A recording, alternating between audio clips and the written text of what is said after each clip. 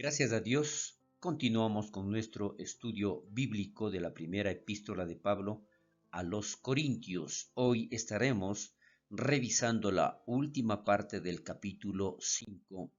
Con relación a esto, nosotros habíamos ya titulado esta parte de la primera epístola de Pablo a los Corintios en el capítulo 5 como el enfrentamiento de la inmoralidad en la iglesia. La razón de ser de la pureza en la iglesia. Esto es lo que hoy estaremos revisando en el versículo 6 en adelante. Un pequeño pecado influye en todo el grupo. A esto se refiere que no es buena vuestra jactancia.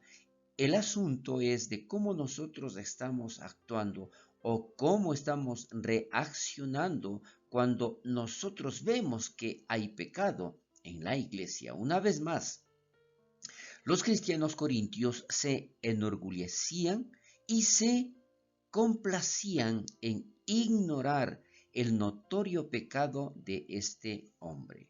Creían que demostraba al mundo entero lo amorosos que eran ellos, pero no se demuestra amor, y esto es muy importante, lo voy a repetir esta frase, pero no se demuestra amor a un cuerpo siendo amable con un cáncer.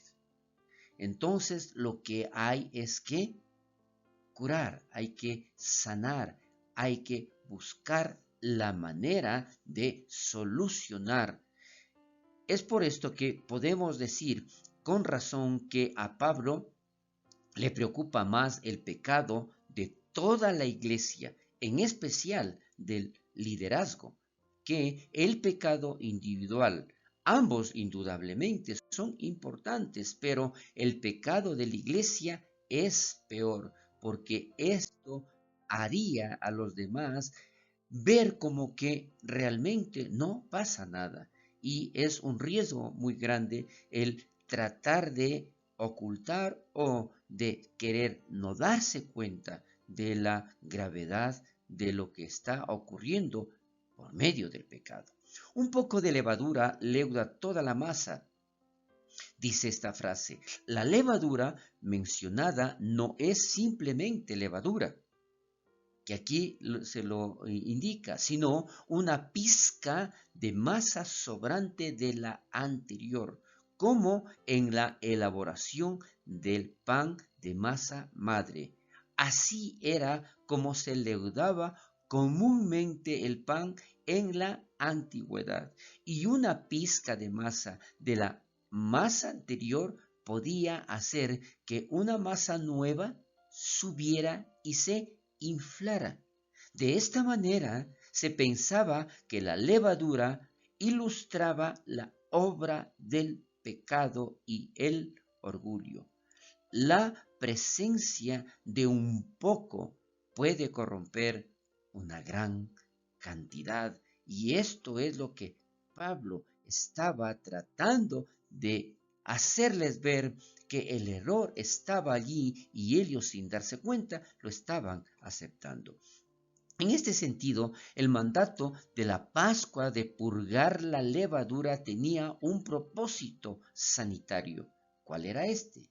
Este método de fermentación usado semana tras semana aumentaba el riesgo de infección o intoxicación alimentaria, por lo que al menos una vez al año los israelitas comenzaban desde cero.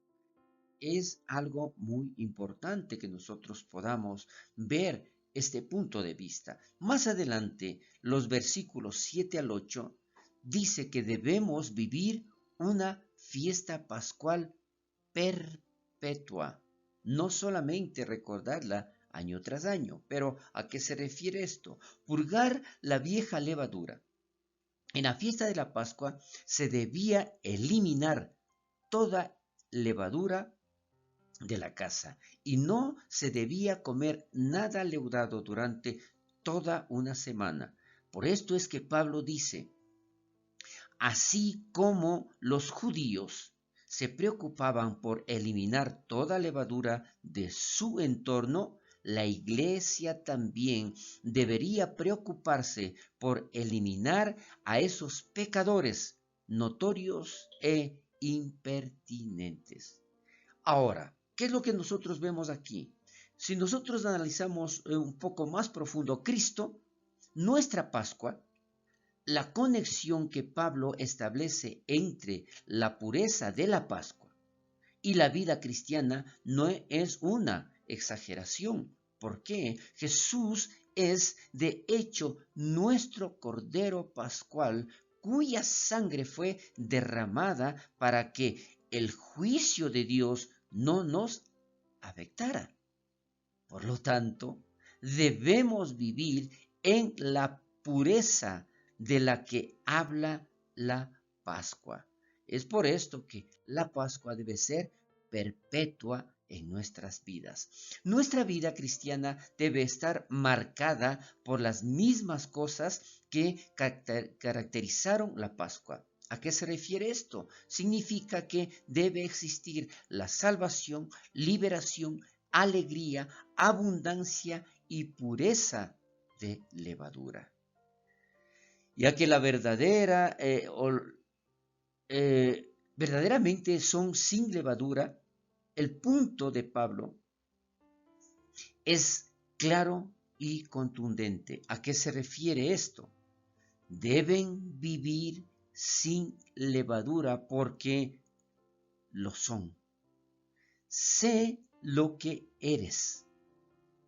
Es el mensaje fundamental del Nuevo Testamento para la vida cristiana.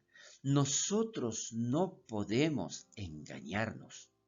¿Por qué estaríamos engañándole a Dios? Nosotros no podemos ocultar los pecados y peor, permitir que estos se estén desarrollando o manifestando en la iglesia.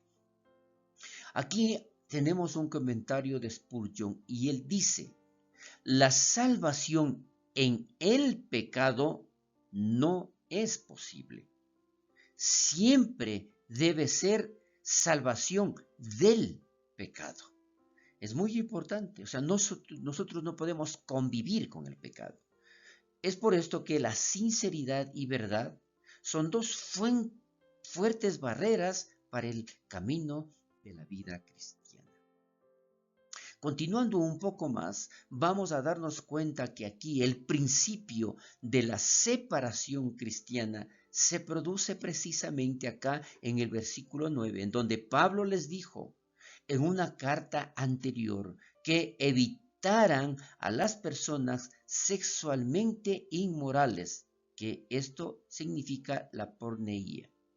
¿Qué es lo que nosotros vemos con esto? Entonces, les describe en mi epístola, en mi epístola, dice Pablo, donde esta carta interior de Pablo, donde aquí menciona exactamente la situación. Pero, analizando esto, los apóstoles, de una forma general, escribieron muchas cartas a iglesias que ya no tenemos. Ciertamente, estas cartas fueron inspiradas para dirigirse a esa iglesia específica, en ese momento específico, pero no a toda la iglesia para siempre. Por lo tanto, estas cartas no fueron preservadas por el Espíritu Santo a través de la iglesia. Aquí lo que nosotros vemos es que el Espíritu Santo permitió ciertas cartas que hoy se aplican también en la actualidad. Mantener compañía significa literalmente relacionarse. En el contexto de las relaciones sociales significa mezclarse con o asociarse de forma cercana. ¿Y por qué lo decimos todo esto? Porque más adelante, acá en los versículos del 10 al 13, vamos a explicar cómo Pablo aclara el principio de separación. Es entonces, sin embargo, ciertamente no me refería a la gente inmoral de este mundo. Pablo no quería que los cristianos corintios esperaran un comportamiento piadoso de los impíos. No, separarse de los pecadores en un mundo pecaminoso significaría que tendríamos que salir del mundo. Y esto no es. Lo importante aquí es lo siguiente. Sorprendentemente, este es precisamente el enfoque que muchas personas adoptan hacia la santidad y la vida cristiana. Alejarse lo más posible del mundo.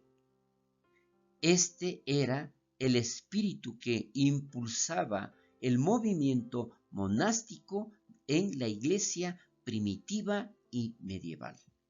No se trata de alejarnos o de meternos en una burbuja, sin importar lo que pase a los demás. Eso no es el punto del Evangelio. Las personas sexualmente inmorales de este mundo, en cambio, sin aprobar el pecado de los pecadores en este mundo, deberíamos esperar que fueran pecadores. ¿A qué se refiere esto?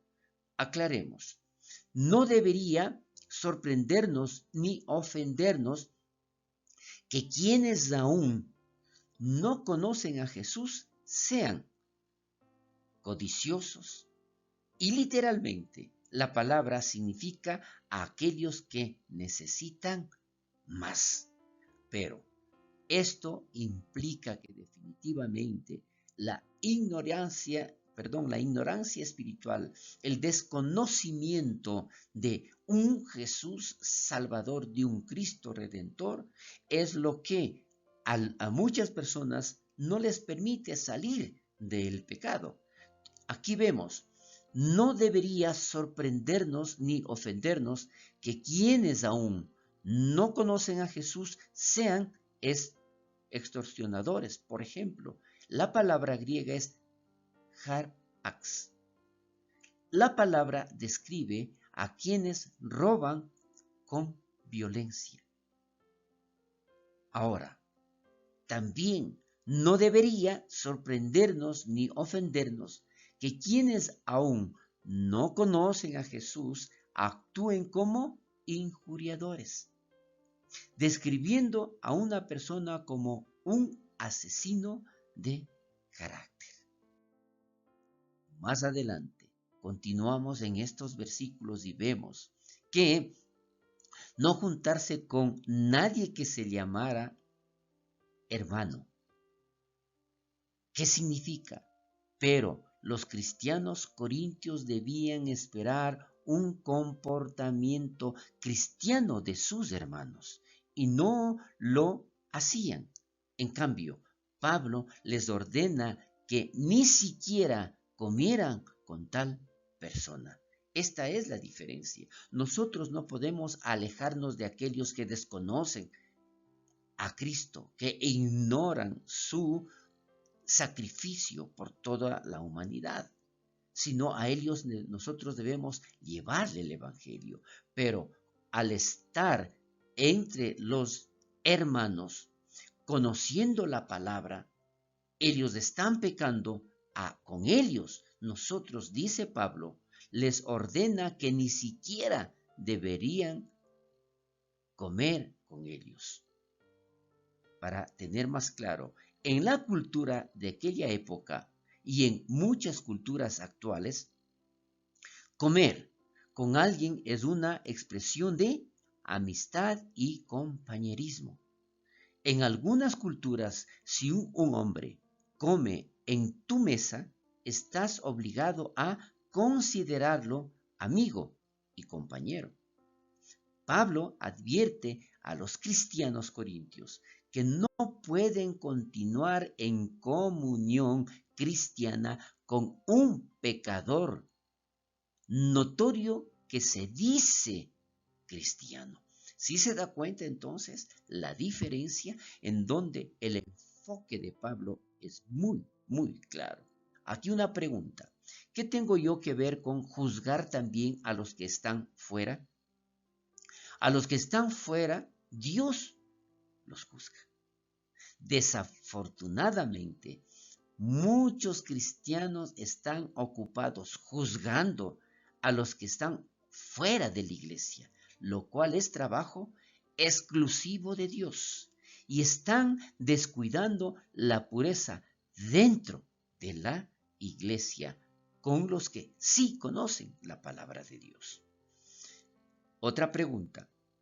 ¿No juzgan ustedes a los que están dentro? ¿Qué es lo que nosotros debemos hacer? Por lo tanto, aparten de ustedes al malvado. Los cristianos corintios no juzgaban cuando debían hacerlo. No debieron haberse hecho de la vista gorda ante el pecador notorio entre ellos y no debieron considerarse amorosos por hacerlo. ¿A qué nosotros nos referimos con esto? El momento en que nosotros detectamos el pecado en el interior de la iglesia, debemos desecharlo. Y no es admitir o permitir esto considerarse como un cristiano amoroso. Debemos recordar ambas razones por las que era importante tratar con este hombre pecador entre los cristianos corintios. No solo por el bien de la pureza de la iglesia, recuerde esto, repito, no solo por el bien de la pureza de la iglesia, sino también por el bien de su propia salvación, que también lo tenemos en el versículo 5 de este mismo capítulo. Ahora, con esto nosotros estamos muy claros que definitivamente el pecado no puede estar entre los que conocemos la bendita palabra de Dios, sino que debe ser desechado. Hasta aquí llegamos con nuestro estudio bíblico. Continuaremos, si Dios lo permite, la próxima semana. Bendiciones.